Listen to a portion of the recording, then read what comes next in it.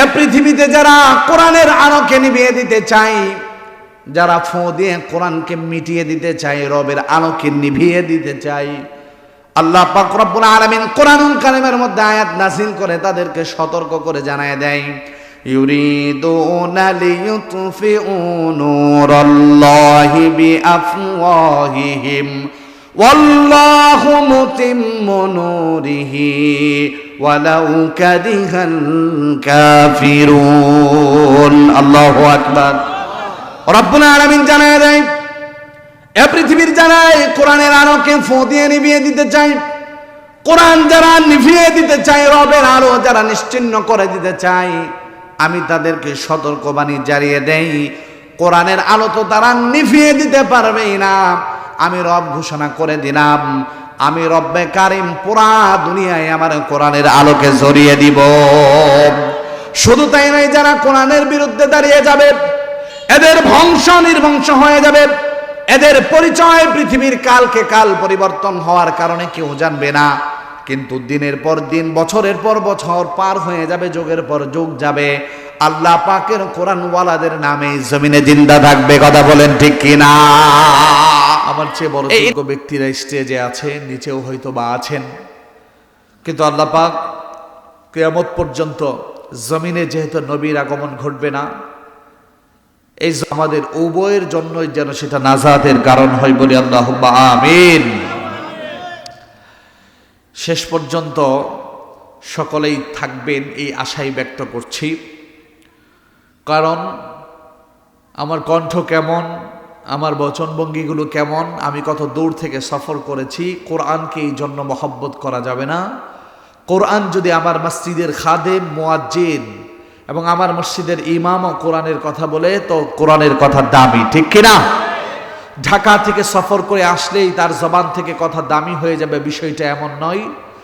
রাত্রে গভীরে কোরআনের কথা বললে সেই কথা খুব দামি, আর আসর আর মাগরিবের পর কোরআনের কথা চললে তখন দামি নয়, এমন নয়। এই গতানুগতিক সিস্টেম আর পন্থাগুলো পরিবর্তন হওয়া দরকার।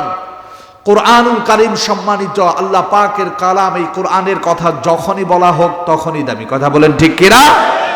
এই জন্য আমাদের উপস্থিতি বলতেছে এখনো সন্ধ্যা হয় নাই।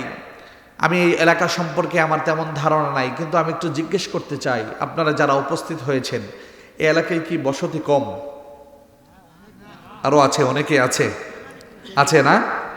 আছে, আলহামদুলিল্লাহ। কিন্তু যে সুন্দর আয়োজন হয়েছে, যে সুন্দর সামিয়ানার ব্যবস্থা করা হয়েছে, অনেক বড় বড় মেহমানদেরকে দাওয়াত দেওয়া হয়েছে, পুরাটা ভরপুর থাকার কথা ছিল, ঠিক কিনা? বড় আফসোসের বিষয়, কেউ কথাগুলোকে রাজনীতির গন্ধ খোঁজার চেষ্টা করবেন না। অনুরোধ করছি বাবা, আমরা ময়দানে রাজনীতি করার জন্য বসি না, কিন্তু মনে রাখবেন কোরআন যেই কথা বলেছে সেটা যদি রাজনীতির সাথে মিলে যায়, এমন কথা পৃথিবীর কারো বাবারা শক্তি নাই আমাদের জবান বন্ধ করবে, ঠিক কিনা? কথা চলবে। সুতরাং একটা সময় পর্যন্ত আমাদের দেশে উন্মুক্ত কোরআনের কথা বলা যেত না, বললেও নির্দিষ্ট সীমাবদ্ধতা ছিল। এই বিষয়গুলোর বাহিরে কথা বলা যাবে না, অথবা অনুমতি ছাড়া, বিভিন্ন অনুমতি ছাড়া মাহফিলই করা যেত না। এমন ছিল কি ছিল না? ছিল। কিন্তু বড় অভিযোগ ছিল, আমরা মাহফিল করতে পারি না, কোরআনের আলোচনা করতে পারি না। এই অভিযোগগুলো আমাদের ছিল। আমি আপনাদেরকে জিজ্ঞেস করতে চাই, এখন কি মাহফিলের অনুমতি প্রয়োজন আছে? থানার থেকে অনুমতি নিতে হয়? কোন নেতার পারমিশন লাগে? কোন লিস্ট আমাদের হাতে বয়ানের পূর্বে ধরিয়ে দেওয়া হয়েছে? তাহলে এখন কেন কোরআনের ময়দানে মানুষ কম? প্রশ্ন কেন? একটা দলকে তো আমরা দোষ দিলাম, অপরাধী বললাম, হ্যাঁ তারা অপরাধী, ঠিক আছে, কোরআনের কথা বন্ধ করার চেষ্টা করছে, কিন্তু প্রশ্ন এখন তো বাধা নাই, এখন কোথায় এরা? অথচ এ বাংলায় বিভিন্ন জায়গায় যেখানে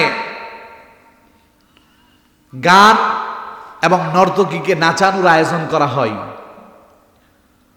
5 আগস্টের পরেও আপনারা, 5 জুলাইয়ের পরেও আপনারা লক্ষ্য করবেন, আগস্টের পরেও এই বাংলাদেশে বহু জায়গায়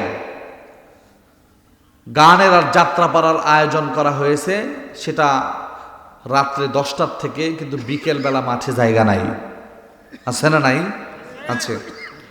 বড় পুরা কপাল আমরা। আল্লাহ পাক কোরআনের কথা ময়দানে স্বাধীনভাবে বলার স্বাধীনতা দিলেন। নেতাদের গোলামির থেকে আমাদেরকে উদ্ধার করলেন। কোরআনের কথা নির্দিষ্ট সীমাবদ্ধতা রেখে নির্দিষ্ট বিষয়ের বাহিরে কথা বলা যাবে না, এমন জুলুম থেকে রেহাই দিলেন। কিন্তু প্রশ্ন, এতগুলো স্বাধীনতা পাওয়ার পরও যেই জাতি কোরআনকে ইজ্জত করলো না, যেই জাতি কোরআনওয়ালাকে ইজ্জত করলো না, কোরআনের আলোচনাকে ইজ্জত করলো না, যেই সমাজ, যেই গোত্র, যেই জাতি, যেই দেশের মানুষ আল্লাহর কোরআনকে ইজ্জত করলো না, আমাদের তো ভয় হয় আল্লাহ পাক না করুক, এটার জন্য দোয়া করি। কিন্তু এইভাবে যদি চলতেই থাকে, কোরআনের কথা বলার স্বাধীনতা আসার পর, মাহফিলের স্বাধীনতা আসার পর, উন্মুক্ত কোরআনের কথা বলার স্বাধীনতা আসার পরও যদি গানের চেয়ে ওয়াজের প্যান্ডেলে লোক বেশি হয়, আগামী দিনে আবারও কোন জালিম আল্লাহ আমাদের ঘরে বসিয়ে দিবে, ঠিক কিনা? এজন্য মাইকের আওয়াজ যত দূর পর্যন্ত যায়, কলেজার টুকরা যুবক, আমার সামনে আমি অধিকাংশ মুরব্বী বাবা মার সিনিয়র পার্সন দেখছি, যাদের সারাদিন পরিশ্রম করার পর ক্লান্ত শরীর নিয়ে এখন কম্বলের নিচে চলে যাওয়ার কথা ছিল, এরা কোরআনের ময়দানে হাজির হয়েছে। কিন্তু যুবকরা কোথায়? আরে যুবকরা যতদিন না জাগ্রত হবে, পৃথিবীতে আল্লাহর দ্বীন প্রতিষ্ঠা হবে না। মুরব্বীরা আমাদের সামনে থাকবে, তারা আমাদের জন্য দোয়া করবে, কিন্তু ময়দানে লড়াই করতে হবে যুবকদের, ঠিক কিনা? এজন্য মাইকের আওয়াজ যত দূর যায়, আমি আমার কলিজার টুকরা যুবকদেরকে বলবো, ঘুমিয়ে থাকার সময় আর এখন নাই। গজওয়ায়ে হিন্দের দামামা বেজে গেছে। পুরা পৃথিবীর ইহুদি, খ্রিস্টান, নাস্তিকবাদ সকল বিধর্মীরা ঐক্যবদ্ধ হয়ে গেছে এ পৃথিবীর জমিন থেকে কোরআনকে মিটিয়ে দেওয়ার জন্য। কিন্তু ওরা ইতিহাস জানে না। পুরা পৃথিবীর সুপার পাওয়ার, পুরা পৃথিবীর ক্ষমতাশীলরা, ইহুদি নাস্তিকবাদরা সারা পৃথিবীর অস্ত্রে সজ্জে সজ্জিত, ক্ষমতাশীল আর অর্থের প্রাচুর্য যাদের রয়েছে, অস্ত্রের ঝনঝনানি যাদের রয়েছে, এরা পুরা পৃথিবী ঐক্য করেছে। আর মুসলমানের নওজোয়ান যুবক 313 জন তৈরি হয়েছে। পুরা পৃথিবীর নাস্তিকবাদ আর ইহুদিরা মুসলমানের 313 জনের পায়ে লুটিয়ে পড়েছে, ঠিক কিনা? পড়েছে। এজন্য জাগ্রত হতে হবে যুবকদের, যুবকদের জাগ্রত হতে হবে। ওরা যদি জাগ্রত হয়, তাহলে আগামী দিনে আর সন্ত্রাস এই জমিনে থাকবে না, চুরি থাকবে না, রাহাজানি থাকবে না, জেনা থাকবে না। কৃষক তার পরিশ্রম দিয়ে যে কৃষি পণ্য উৎপাদন করে, এগুলো বিক্রি করে ন্যায্য মূল্য পাবে, ঠিক কিনা? অন্যথায় পরিশ্রম হবে, দিনমজুর, অসহায় কৃষক, দরিদ্রের হক আদায় করা হবে না, দেশের সম্পদগুলো বিদেশে পাচার করা হবে। এজন্য আমাদের ঘর থেকে আল্লাহ পাক এমন কিছু নওজোয়ান তৈরি করে দেখ, যারা সত্যের কথা বলবে, আল্লাহর জমিনে আল্লাহর দ্বীন প্রতিষ্ঠার কথা বলবে। আল্লাহ পাক কবুল করুক আমাদের যুবকদেরকে, বলি আল্লাহুম্মা আমিন। সম্মানিত হাজিরিন, বড় মহতী জলসা, বড় দামি জলসা। এই কথাটা আমার না, আল্লাহর হাবিব সাল্লাল্লাহু আলাইহি ওয়াসাল্লাম বুখারীর হাদিসের মধ্যে এসেছেন। নবীজি কোরআনুল কারীমের মজমা সম্পর্কে বলেন, এ পৃথিবীর কোন জায়গায়, কোন গোত্রে, কোন ঘরে, কোন স্থানে যদি কোরআনের তালিম হয়, তো আল্লাহ পাকের এক ঝাঁক রহমতের ফেরেশতা আল্লাহ পাক জান্নাত থেকে ওই মজমায় পাঠায় দেয়। সুবহানাল্লাহ। শুধু তাই নাই, আল্লাহর হাবিব বলেন, কোরআনের এই মজমাকে রহমতের ফেরেশতারা বেষ্টন করে থাকে। শুধু তাই নয়, আপনারা যেমন পাশাপাশি বসেছেন, সাহাবায়ে কেরাম তাদের পাশাপাশি বসার সিস্টেমটা একটু ভিন্ন। সাহাবায়ে কেরাম তাদের পাশাপাশি বসে আরশে আজিম রব্বে কারিম পর্যন্ত পৌঁছে যায়। সুবহানাল্লাহি ওয়া বিহামদিহি। মুসলমান বন্ধুরা আমার, আল্লাহর হাবিব সাল্লাল্লাহু আলাইহি ওয়াসাল্লাম পৃথিবীর মানুষদেরকে জানায় দেয়, পৃথিবীর যেখানে কোরআনুল কারীমের আলোচনা হয়, পয়গম্বরে আরবীর আদর্শ সম্পর্কে বর্ণনা করা হয়, আল্লাহ পাকের কালাম সম্পর্কে জানানো হয়, নবীজির আদর্শ সম্পর্কে শিক্ষা দেওয়া হয়, আল্লাহর হাবিব সাল্লাল্লাহু আলাইহি ওয়াসাল্লাম বলেন ওই মজমার মধ্যে একজাক রহমতের ফেরেশতা আগমন করে। শুধু তাই নয়, নবীজি সাহাবায়ে কেরামকে বলে, সাহাবারা, ফেরেশতারা আগমন করে আর একজন ফেরেশতা আরেকজনের কাঁধে ভর করে বসে যায়। আপনি আমি যেমন পাশাপাশি বসেছি, সাহাবারা এমন পাশাপাশি বসে না, একজন সাহাবী আরেকজন সাহাবীর কাঁধে ভর করে বসে। নবী আরবি সাল্লাল্লাহু আলাইহি ওয়াসাল্লাম পবিত্র হাদিসে পাকের মধ্যে জানায় দেয়, একজন সাহাবী আরেকজন সাহাবীর কাঁধে ভর করে আরশে আজিম রব্বে কারীম পর্যন্ত পৌঁছে যায়। ফেরেশতারা যখন রব পর্যন্ত পৌঁছে যায়, আমি আপনাদেরকে জিজ্ঞেস করতে চাই, বাবা, আজকে যে এখানে কোরআনুল কারীমের মাহফিল হচ্ছে, এটার আয়োজন করার তৌফিক কে দান করেছে? আর একটু জোরে আওয়াজ করে বলেন কে? আল্লাহ পাক রব্বুল আলামিন আজকের এই মাহফিল সম্পর্কে জানে কি জানে না? আল্লাহ রাসূল সাল্লাল্লাহু আলাইহি ওয়াসাল্লামের হাদিসের বর্ণনা, আল্লাহ পাক রব্বুল আলামিন সাহাবায়ে কেরামকে জিজ্ঞাসা করলেন, আল্লাহ পাক রব্বুল আলামিন ফেরেশতাদেরকে জিজ্ঞাসা করলেন, ও আমার ফেরেশতারা, জমিনে কি হয় তোমরা একজন আরেকজনের কাঁধে ভর করে কেন আমার পর্যন্ত পৌঁছে গেলা? আল্লাহ পাকের এই প্রশ্নের উত্তরে আল্লাহ পাককে ফেরেশতারা জানায় দেয়, রব, জমিনে আপনার কথা, আপনার কালামুল্লাহ শরীফের সম্পর্কে আলোচনা হয়, জমিনে আপনার হাবিবের আদর্শ বাস্তবায়নের আলোচনা হয়, এই সুসংবাদ দেওয়ার জন্য আমরা আপনার পর্যন্ত পৌঁছে গেছি। মুসলমান বন্ধুরা, আমার রব তো জানেই যে জমিনে কোরআনের আলোচনা হচ্ছে।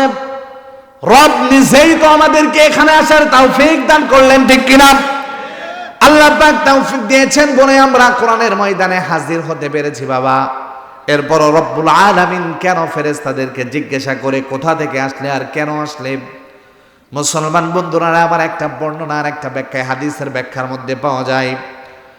আল্লাহ পাক রব্বুল আলামিন বলেন, আমার ফেরেশতারা, জমিনে যে কোরআনুল কারীমের আলোচনা হয় এই সংবাদ দেওয়ার জন্য তোমরা এসেছো। দেখো তো এই কোরআনের আলোচনার মজমার মধ্যে সাদা দাড়িওয়ালা মুরব্বী আছে কিনা? ফেরেশতারা বলে, একেবারে অসহায় দুর্বল সাদা দাড়িওয়ালা মুরব্বীরা ময়দানে বসে আছে। রব জিজ্ঞেস করে, যুবকরা আছে কিনা? ফেরেশতারা বলে, রব, সেখানে যুবকরাও রয়েছে, যুবকরাও ময়দানে উপস্থিত রয়েছে। আল্লাহ পাক রব্বুল আলামিন এবার ফেরেশতাদেরকে বলে, আমার ফেরেশতারা, বৃদ্ধ সাদা দাড়িওয়ালা মুরব্বীরা গভীর রজনী পর্যন্ত তারা ময়দানে কি করে? দিনভর না তারা পরিশ্রম করলো, তারা কেন ময়দানে উপস্থিত হলো? লক্ষ লক্ষ টাকার মোবাইল যাদের হাতে, যৌবনের তাড়নায় যারা সর্বদাই গুনাহ করে, এই মোবাইলের মহব্বত, সুন্দর বিবির মহব্বত রেখে যুবকরা কেন ময়দানে হাজির হয়ে গেল? এবার ফেরেশতারা আল্লাহ পাককে জানায় দেয়, রব, তারা শুধুমাত্র আপনার পরিচয় জানতে চায়, আপনাকে চিনতে চায়, আপনাকে মরিব হিসাবে মানতে চায়, আর তারা আপনার গোলাম হতে চায়। মুসলমান বন্ধুরা আমার, আল্লাহ পাক রব্বুল আলামিন ফেরেশতাদেরকে জিজ্ঞাসা করলেন। মুহাদ্দিসিন বলেন, কোন এক বর্ণনার মধ্যে পাওয়া যায় আল্লাহ পাক রব্বুল আলামিন তার কুদরতি জবান মুখ দ্বারা মুস্কি মুস্কি হাসতে শুরু করে, সুবহানাল্লাহি ওয়া বিহামদিহি। আল্লাহ পাক রব্বুল আলামিন বলে, আমার ফেরেশতারা, যখন আমি এই মানবদেরকে বানাবো, তোমাদেরকে বলেছিলাম আমি মানুষ আমার প্রতিনিধি বানাতে চাই। তোমরা বলেছিলা, রব, আমরাই তো আপনার ইবাদত করি, গোলামি করি, এরপরও কেন জমিনে মানুষ বানানোর প্রয়োজন?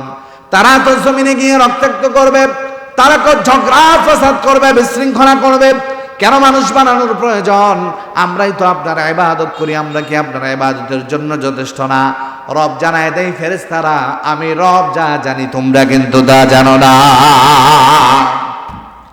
এবার রব জানায় দেয়, ফেরেশতারা, তোমরা না বলেছিলে তারা নাফরমানি করবে, রক্তাক্ত করবে, কাটাকাটি মারামারি করবে, সন্ত্রাসী কার্যক্রম করবে, দেখো দেখো সাদা দাড়িওয়ালা মুরব্বীরা দিনভর কেউ ভ্যান চালিয়েছে, কেউ অটো চালিয়েছে, কেউ কৃষকের কাজ করেছে, মাটি কেটেছে, শরীরটা বড় ক্লান্ত, সন্ধ্যার পর বিছানায় তাদের পিঠ লেগে যাওয়ার কথা ছিল, কিন্তু তাদের কর্ণ করে যখন কোরআনের আলোচনা চলে গেল, আমি রবের কথা যখন তাদের কর্ণে পৌঁছে গেল, তারা ক্লান্তি শরীর নিয়ে কম্বলের ভিতরে প্রবেশ করে নাই, বিবির সাহায্য নেই নাই, তারা আমি রবের ইবাদতের জন্য ময়দানে হাজির হয়ে গেছে। শুধু তাই নাই, শুধু তাই নাই, দেখো যুবকরা, সুন্দরী বিবির মহব্বতকে রেখে দিয়েছে, লক্ষ লক্ষ টাকার মোবাইলের মহব্বত ছেড়ে দিয়েছে, টেলিভিশনের মহব্বত ছেড়ে দিয়েছে, যৌবনের গুনাহ তারা ছেড়ে দিয়েছে, শুধুমাত্র আমি রবকে খুশি করার জন্য তারা কোরআনের আলোচনা শোনার জন্য ময়দানে হাজির হয়ে গেছে। ফেরেশতারা সাক্ষী থাকো, এই মাহফিলে যারা উপস্থিত হলো, যারা কথা বলছে, যারা শুনছে, যারা অর্থ শ্রম আর মেধা দিয়ে সহযোগিতা করছে, ও আমার ফেরেশতারা সাক্ষী থাকো, আমি রব ঘোষণা করে দিলাম, এদের জিন্দেগির পিছনের সকল তামাম গুনাহগুলো রব মাফ করে দিলাম। তাহলে আমরা দামি কিনা? আল্লাহ পাক রব্বুল আলামিন আমাদেরকে দামি বানিয়েছেন, মাফ করার জন্য এমন তৌফিক দান করেছেন। এখন আমরা ভাগ্যবান হয়ে যাব যদি মাফ নিয়ে উঠতে পারি, আর যদি মাফ না নিতে পারি তো আমরা পোড়া কপাল, ঠিক কিনা? মুসলমান বন্ধুরা, আমরা বড় দামি জাতি, এই কথাটা আপনাদের বোঝার প্রয়োজন বাবা। আল্লাহ পাক রব্বুল আলামিন রবের কোরআনকে, আল্লাহ পাকের এই কালামকে বাবা, দুনিয়ার যত কিতাব আছে ওগুলো মানুষের তৈরি করা বা লেখা কিতাব। আল্লাহ পাকের এই কোরআনুল কারীম শুধুমাত্র আল্লাহ পাকের লেখা কিতাব এমন নয়, রবের কুদরতি জবান থেকে যা বের হয়েছে, রবের কথা কালামকেই কোরআনুল কারীম বলা হয়। পুরা কোরআন কার কথা? আরেকটু আওয়াজ করে আল্লাহকে আরেকটু জোরে মহব্বত নিয়ে ডাক দেওয়া যায় না? কার কথা? আল্লাহ পাক এই কোরআনকে আসমানের কাছে দিতে চেয়েছিল, এ পৃথিবীর শক্তিশালী সৃষ্টিগুলোর কাছে আল্লাহ পাক কোরআনকে দিতে চেয়েছিলেন, এ পৃথিবীর জমিনের কাছে আল্লাহ পাক কোরআন দিতে চেয়েছিলেন, আসমানের কাছে দিতে চেয়েছিলেন, পাহাড়ের কাছে দিতে চেয়েছিলেন। পৃথিবীর শক্তিশালী সৃষ্টি আল্লাহ পাকের মাখলুকের মধ্যে সবচেয়ে শক্তিশালী সৃষ্টি যা রয়েছে আল্লাহ পাক কোরআন তাদেরকে দিতে চেয়েছিলেন। সকল শক্তিশালী সৃষ্টিগুলো নিজের অপরগতা প্রকাশ করেছে, আসমান ধরতরি কাঁপতে শুরু করেছে, পাহাড় কাঁপতে শুরু করেছে, জমিন কাঁপতে শুরু করছে। রব আপনার এই কালামুল্লাহর ওজন আর ভার এটার এত বেশি, এটার সহ্য, এটা গ্রহণ করা, এটা বহন করা আমাদের পক্ষে সম্ভব না। আল্লাহ পাকের ওই কোরআন আল্লাহ মানুষের উপর নাযিল করেছে। সুবহানাল্লাহ। আল্লাহ পাক বাছাই করেছেন আমাদেরকে। এ পৃথিবীর বাহিরে আমরা যা দেখছি বা দেখি না, রবের যত সৃষ্টি আছে সকল সৃষ্টির শ্রেষ্ঠ সৃষ্টি মানুষ। কারা? একটু আওয়াজ করে বলেন। মানুষ। এদের মধ্যে রবের সবচেয়ে শ্রেষ্ঠ সৃষ্টি, মানুষের মধ্যে সবচেয়ে শ্রেষ্ঠ সৃষ্টি হচ্ছে মুসলিমরা। কারা? আর একটু আওয়াজ করে বলেন। মুসলিমদের মধ্যে রবের কাছে সবচেয়ে দামি এবং শ্রেষ্ঠ হচ্ছে যারা কোরআনওয়ালা। সুবহানাল্লাহ। আল্লাহ পাক রব্বুল আলামিন আমাদেরকে কোরআনওয়ালা বানিয়েছেন। কিভাবে বুঝলাম? আল্লাহর হাবিব সাল্লাল্লাহু আলাইহি ওয়াসাল্লাম বলেন, মান সালাকা তরিকান ইয়ালতামিসু ফীহি ইলমান সাখালাল্লাহু লাহু বিহি তরিকান ইলাল জান্নাহ। নবী আরবি সাল্লাল্লাহু আলাইহি ওয়াসাল্লাম জানায় দেন, ও আমার উম্মতেরা, দ্বীন শিখার জন্য, কোরআন বোঝার জন্য, আমি নবীজির আদর্শ বাস্তবায়নের জন্য তোমরা যখন ঘর থেকে বাহির হয়ে যাবে, আল্লাহ পাক রব্বুল আলামিন তুমি যখন পথ চলতে শুরু করবে, তোমার পথ চলা শুরু করতে দেরি রব তোমার জান্নাতের রাস্তা সহজ করতে দেরি করবে না। আপনারা এখানে কোরআন শিখতে আসছেন, আমরা আপনাদেরকে শিখাতে আসছি। সুতরাং আপনারাও কোরআন বলা, আমরাও কোরআন আলা। আর আল্লাহর হাবিব জানায় দেয়, এ পৃথিবীর সবচেয়ে দামি মানুষ তারা যারা জমিনে কোরআন শিখে এবং শিখায়। আজকের জন্য হলেও আমি আপনাদেরকে কোরআন শিখাচ্ছি বা বলছি, কোরআনের আলো আপনাদের মধ্যে দিচ্ছি, আপনারা গ্রহণ করছেন। নবীজির ভাষ্য অনুযায়ী এ পৃথিবীর সবচেয়ে দামি মানুষ আপনারা এবং আমরা। আমি আপনাদেরকে জিজ্ঞেস করতে চাই, আমাদেরকে মোল্লা বলা হোক, আমাদেরকে জঙ্গি বলা হোক, আমাদেরকে উগ্রবাদী বলা হোক, আপনাদেরকে মৌলবাদ বলা হোক, অথবা ধর্মান্ধ বলা হোক, আল্লাহর রাসূল আপনাকে আর আমাকে দামি বলেছেন। আল্লাহ পাক তার সৃষ্টির শ্রেষ্ঠ আমাদেরকে বানিয়েছেন। পুরা পৃথিবীর মানুষ যদি আমাদের ব্যাপারে বিসজ্ঞার করে, জঙ্গি বলে, উগ্রবাদী বলে, ধর্মান্ধ বলে, পুরা পৃথিবীর মানুষের কথা আমার শোনার সময় নাই। আমার রব আর আমার হাবিব আমাদেরকে দামি বলেছেন। আমার কাছে আমার হাবিবের কথাই সবচেয়ে দামি, ঠিক কিনা? এই জন্য পুরা পৃথিবীর ইহুদিবাদ, নাস্তিক্যবাদ সবাই মিলে আমরা কোরআনের কথা বললে আমাদেরকে উগ্রবাদী বলে, জঙ্গিবাদী বলে, কত ট্যাগ দেয়, কত জুলুম আর নির্যাতন করে। এরপরও আমরা বিচলিত হই না, তাদের কথায় আমরা বিস্মিত হই না, কারণ আমাদের রব আমাদের প্রশংসা করেছেন। সুবহানাল্লাহ। মুসলমান বন্ধুরা আমার, আপনি আমি কতটা দামি, একেবারে সংক্ষিপ্তভাবে যদি আমি আপনাদেরকে বোঝাতে চাই, বাবা, আল্লাহ পাক রব্বুল আলামিন তখনও আসমান এবং জমিন সৃষ্টি করে নাই। এ পৃথিবী তখনও সৃষ্টি করা হয় নাই। মুসলমান বন্ধুরা আমার, গভীর মনোযোগ দিয়ে শোনার জন্য অনুরোধ করছি বাবা। আল্লাহ পাক রব্বুল আলামিন আসমান এবং জমিন তখনও সৃষ্টি করে নাই। এ পৃথিবী সৃষ্টি হওয়ার 1000 বছর পূর্বের একটা ঘটনা আমি আপনাদেরকে বলবো। শুনতে রাজি আছেন তো ইনশাআল্লাহ? আপনি আমি দামি না অদামি?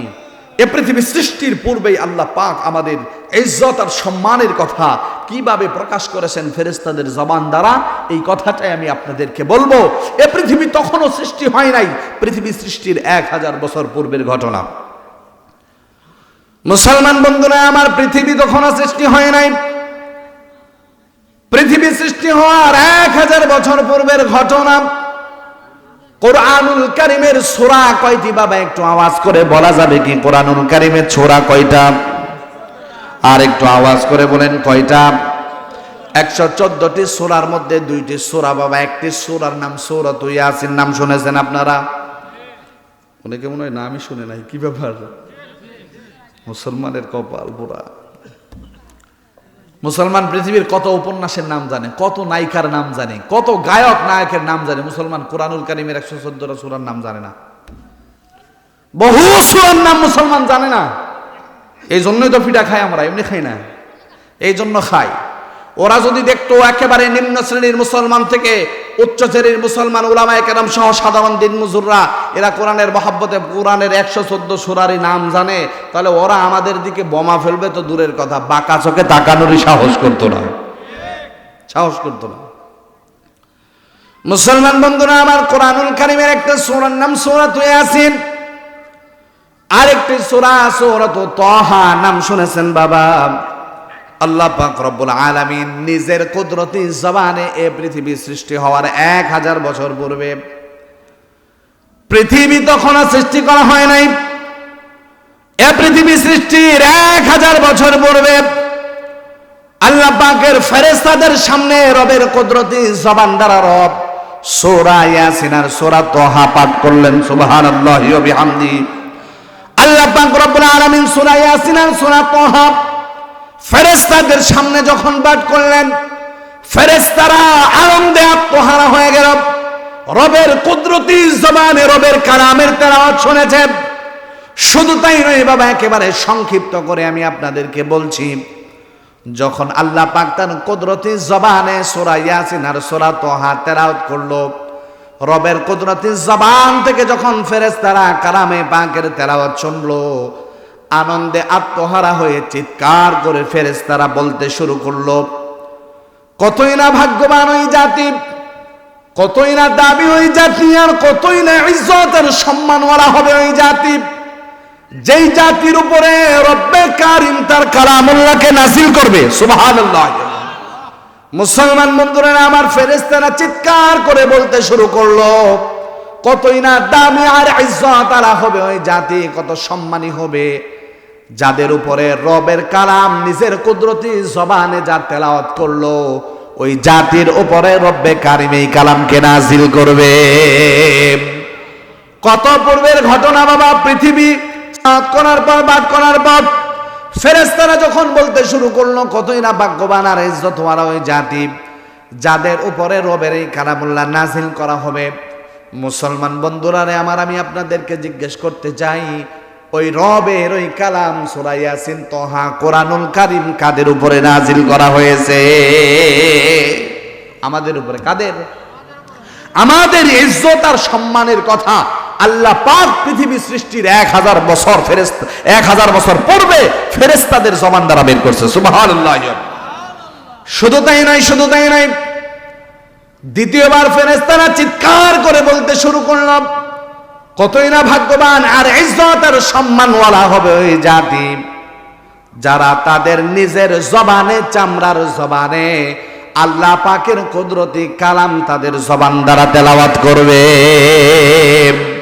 মুসলমান বন্ধুরা আমার, তৃতীয় কথা ফেরেশতারা বললেন, কতই না দামি আর ইজ্জত আর সম্মানওয়ালা হবে ওই জাতি যাদের উপরে কোরআন নাযিল হবে, যারা তাদের চামড়ার জবানে কোরআনকে তেলাওয়াত করবে।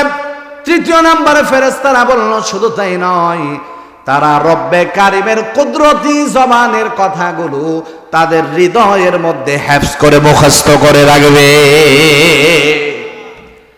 এ পৃথিবীতে আল্লাহ পাক রব্বুল আলামিন আসমানে 104খানা কিতাব জমিনে পাঠিয়েছেন। 100 হলো সহিফা ছোট, 4খানা বড়, তাওরাত, ইনজিল এবং জবুর আর কোরআনুল কারীম। ঠিক কিনা মুসলমান বন্ধুরা আমার, ফেরেশতারা যে পৃথিবী সৃষ্টির 1000 বছর পূর্বের কথা আল্লাহ পাকের সামনে চিৎকার করে বললেন, ভাগ্যবান ওই জাতি যাদের উপরে কালামুল্লাহ নাযিল হবে, যারা চামড়ার জবানে কোরআনের তেলাওয়াত করবে, যাদের হৃদয়ের মধ্যে কোরআনুল কারীম ধারণ করবে। বাবা, এটার বাস্তবতা কি? এ পৃথিবীর বুকে একজন তাওরাতের হাফেজ নাই, এ পৃথিবীর বুকে একজন ইনজিলের হাফেজ নাই, এ পৃথিবীর বুকে একজন জবুরের হাফেজ নাই। আছে নাকি? পুরা দুনিয়াতে রবের তাওরাতের কোন হাফেজ নাই, ইনজিলের কোন হাফেজ এই পৃথিবীর বুকে নাই, জবুরের কোন হাফেজ এই দুনিয়ায় নাই।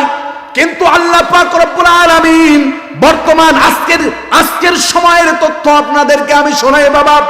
এই পৃথিবীতে রব্বে কারীম তার কোরআনুল কারীমের বর্তমান 4 কোটির উপরে হাফেজ রয়েছে। সুবহানাল্লাহর আওয়াজ এত কম, আর একটু চিৎকার মেরে বলি না। আমি বাবা আমার আলোচনায় ঢোকার পূর্বে আপনাদের একে কথাটা জানাতে চাই বাবা। আল্লাহ পাক রব্বুল আলামিন তাওরাত, ইনজিল, জবুর বাকি আসমানের কিতাবের ব্যাপারে এমন চ্যালেঞ্জ ছুড়ে দেয় নাই, ঘোষণাও দেয় নাই। রবের পক্ষ থেকে এমন কোন এলানও নাই। রব্বে কারীম অন্য কোন কিতাবের ব্যাপারে এই কথা বলে নাই। শুধুমাত্র কোরআনুল কারীমের ব্যাপারে রব জানায় দেয়, ইন্না নাহনু নাযালনা যিকরা ওয়া ইন্না লাহু লাহাফিজুন। তাওরাতের ব্যাপারে রবের এমন ঘোষণা নাই, জবুরের ব্যাপারে এমন ঘোষণা নাই, ইনজিলের ব্যাপারে এমন ঘোষণা নাই। কিন্তু কোরআনুল কারীমের ব্যাপারে রব জানায় দেয়, জমিনে কোরআনকে আমি নাজিল করেছি, আর এই কোরআনের হেফাজতের জিম্মাদারি আমি রব আমার কুদরতি হাতেই রেখে দিয়েছি। অন্য কোন আসমানি কিতাবের ব্যাপারে এমন ঘোষণা রব দেয় নাই। হ্যাঁ, সেগুলো আসমানি কিতাব, কিন্তু নির্দিষ্ট সময়সীমা ছিল। কোরআন চলবে কিয়ামত পর্যন্ত, কোরআনের কোনো সময়সীমা নাই। এই জন্য আল্লাহ পাক ওয়াদা দিয়েছেন, কোরআন নাজিল করেছে আমি, হেফাজত করব আমি। আল্লাহ পাক রব্বুল আলামিনের বাস্তবতা দেখিয়েছেন। পুরা পৃথিবীর ইহুদিবাদ আর নাস্তিক্যবাদরা, বিধর্মীরা ঐক্য হয়ে এই জমিন থেকে কোরআন মিটিয়ে দেওয়ার চেষ্টা করেছে। খোদার কসম খেয়ে বলি, আজও পর্যন্ত কোরআন পরিবর্তন করবে, মিটিয়ে দিবে তো দূরের কথা, কোরআনের একটা জের জবর লোকটাও পরিবর্তন করতে পারে নাই। ঠিক কি না? পরিবর্তন করতে পারছে? আগামী দিনে পারবে? এরা আসলেও অন্ধ এবং বোকা। বোকা বলছি কেন? ওদের বোঝার দরকার, কোরআন আমরা হেফাজত করব না। কোরআনে যে আজকের শেখুল হাদিস সাহেব, উনিও কোরআন হেফাজত করবেন না। আল্লাহ পাক জানাই দিয়েছেন, কোরআন নাজিল করছি আমি। কে নাজিল করেছে? হেফাজত করবে কে? কোন মাধ্যমে হেফাজত করবে, কিভাবে হেফাজত করবে, এর সম্পূর্ণ জিম্মাদার একজন। তিনি কে? আর একটু আওয়াজ করে বলেন, তিনি কে?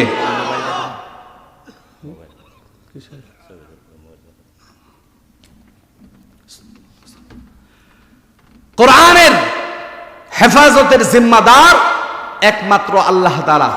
সুতরাং কোরআন ওয়ালা যারা আছেন, কোরআনকে হেফাজতের জন্য আল্লাহ পাক কোরআন ওয়ালাদেরকে কিছু সময় মুসিবতে ফেলতে পারেন।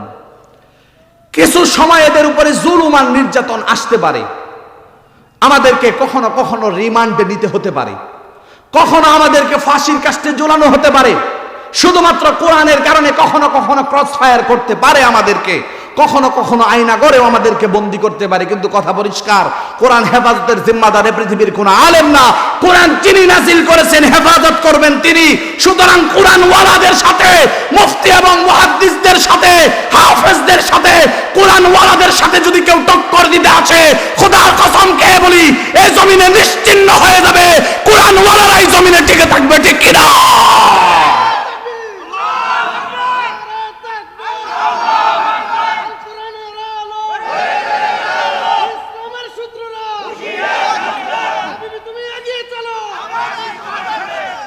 পরিষ্কার কথা,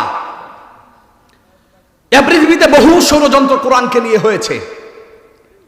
আমরা মনে করি ব্যক্তি জীবনে কোরআন প্রয়োজন, পারিবারিক জীবনেও কোরআন প্রয়োজন, সামাজিক জীবনেও কোরআন প্রয়োজন, রাষ্ট্রীয় জীবনে কোরআন প্রয়োজন, আন্তর্জাতিক জীবনেও কোরআন প্রয়োজন। সুতরাং কোরআনের প্রয়োজনীয়তা কখনোই ফুরাবে না, চলবেই। যদি কোন অন্ধ, কোন মূর্খ কোরআনের প্রয়োজনীয়তাকে মিথ্যা প্রমাণ করতে যায়, মনে রাখবেন সে ধ্বংস তো হবেই, তার বংশ সহ আল্লাহ নির্বংশ করে দিবে। সুতরাং হেফাজত করবেন কে? আল্লাহ তাআলা। আমাদের দায়িত্ব হচ্ছে কোরআনের কথাগুলো আপনাদের পর্যন্ত পৌঁছে দেয়া। কিন্তু আমাদের কথাগুলো আপনারা শুধুমাত্র নরম হলে গ্রহণ করতে চান, গরম হলে গ্রহণ করতে চান না। আমার একটা প্রশ্ন, কোরআন কি সুদের পক্ষে না বিপক্ষে? তাহলে কি আমার কোনো অপশন আছে আমি সুদের পক্ষে কথা বলবো? কোরআন কি বেনামাজির পক্ষে না বিপক্ষে? আমার কোনো অপশন আছে আমি বেনামাজির পক্ষে কথা বলার? তো কথা যা কোরআনে রব জানিয়ে দিয়েছেন, আমি আপনাদের সামনে নকল করছি, উপস্থাপন করছি মাত্র। আপনি যদি আমাকে গালি দেন কোরআনের কথা বলার কারণে, আমি দ্বীন প্রতিষ্ঠার জন্য, আপনার সন্তানকে নবীজির আদর্শে উঠানোর জন্য, যুবকদেরকে যদি হযরতে উমরের জজবাইত করার জন্য আমি তাদেরকে চেষ্টা করি কোরআনের কথা বলি, আমি তো বলেছি কোরআনের কথা, রবের কথা। আপনি যদি জঙ্গি বলেন আমাকে, এই কথা কি আমার পর্যন্ত থাকে না আরশে আজিম পর্যন্ত পৌঁছে যায়?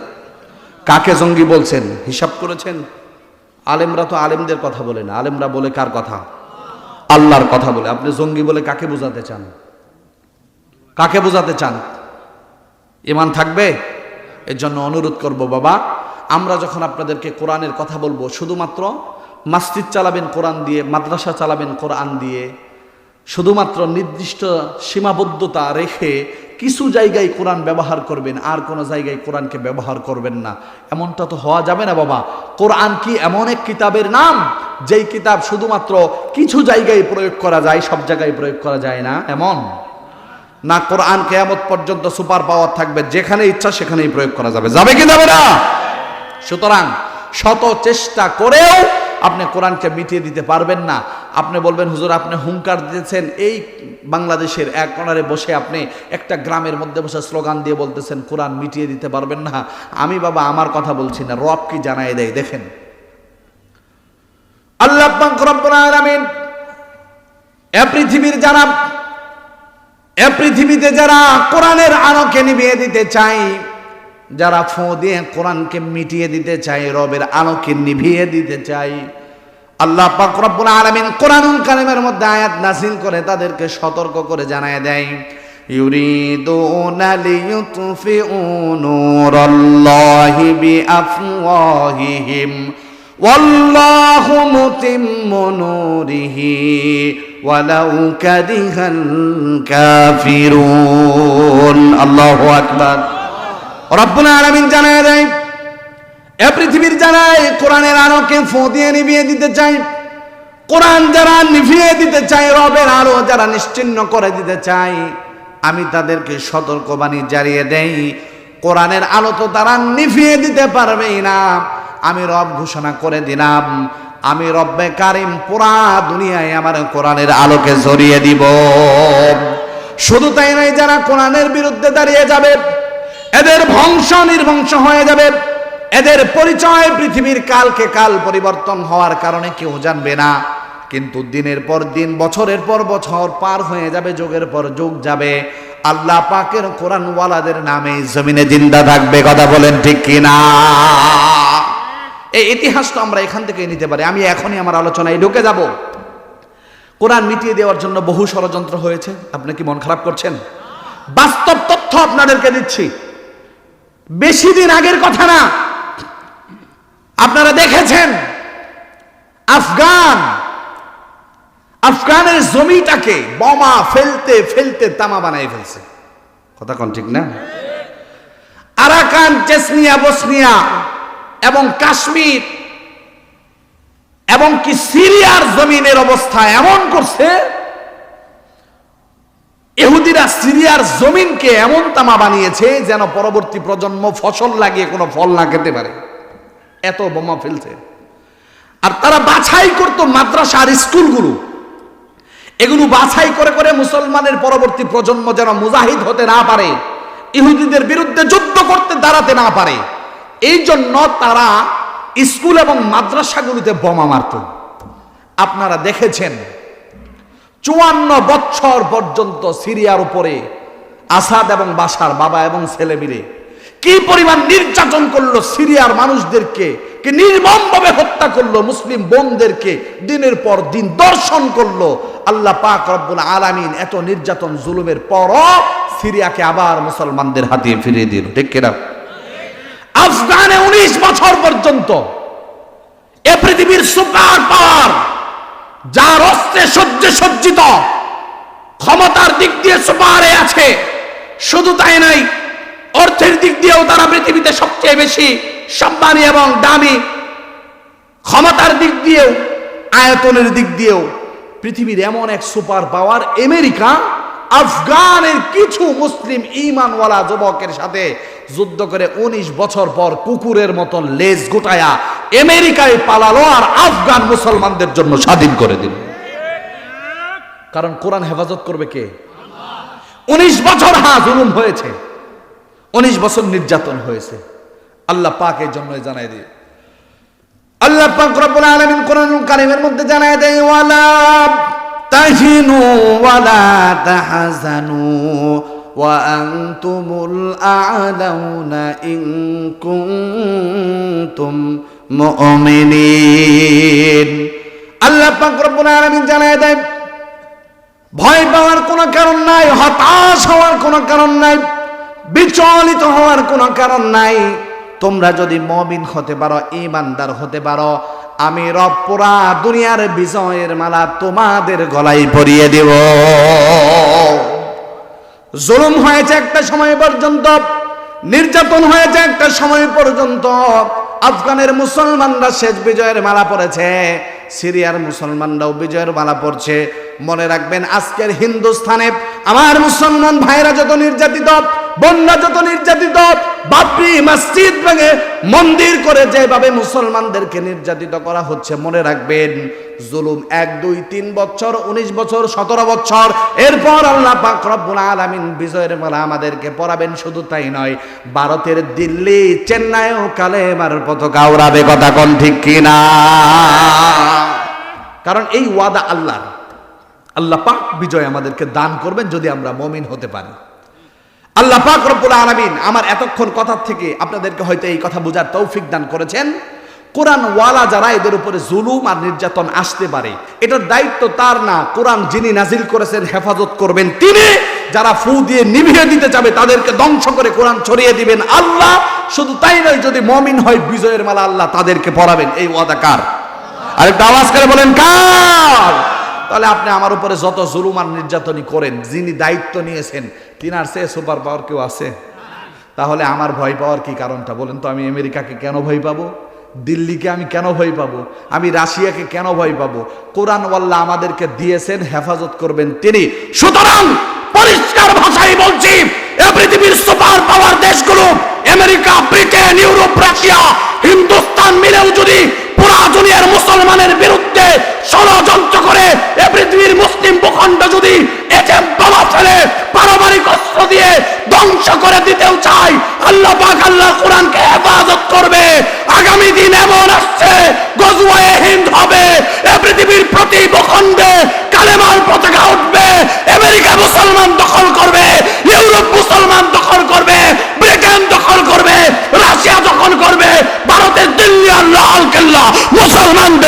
আসবে, ঠিক কিনা?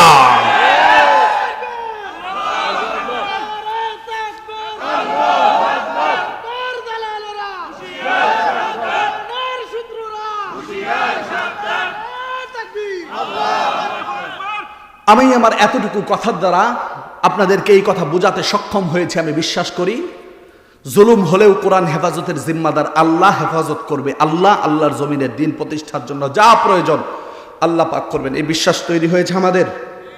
কিন্তু রব যখন বিজয়ের মালা পরাবেন একটা শর্ত জুড়ে দিয়েছেন, তোমরা যদি ঈমানদার হও, মুমিন হও, তো রব বিজয়ের মালা গলায় পরাবো। এখন আমরা মুমিন কিনা এটাই হচ্ছে প্রশ্ন। আমরা যদি মুমিন হতাম এই অবস্থা থাকতো? জায়গা হতো? আজকে জায়গা হতো? মাইকের আওয়াজ যত দূর পর্যন্ত যায়, এরা যদি উপস্থিত হইতো এই ময়দানে জায়গা দেওয়া সম্ভব হতো? এই জন্যই আমাদের কাছে স্বাধীন হচ্ছে না। আমরা যদি কোরআনের মাহফিলগুলো স্বতঃস্ফূর্তভাবে অংশগ্রহণ করতে পারি, ওলামাদেরকে এই কথা বলে দেই যে হুজুর কোরআনে যা আছে হজ, যাকাত, নামাজ, ফিতরা, দান, সদকা, বাবা মার খেদমতের কথা যেভাবে বয়ান করেন, আল্লাহর জমিনে আল্লাহর দিন প্রতিষ্ঠা করার জন্য জিহাদের কথাও এইভাবে বলবেন। যদি বলে দেওয়া যায় তাহলে পুরা দুনিয়ায় ইনসাফ প্রতিষ্ঠা হয়ে যাবে, ঠিক কিনা? আল্লাহ পাক তৌফিক দান করুন, সকলে বলি আমিন।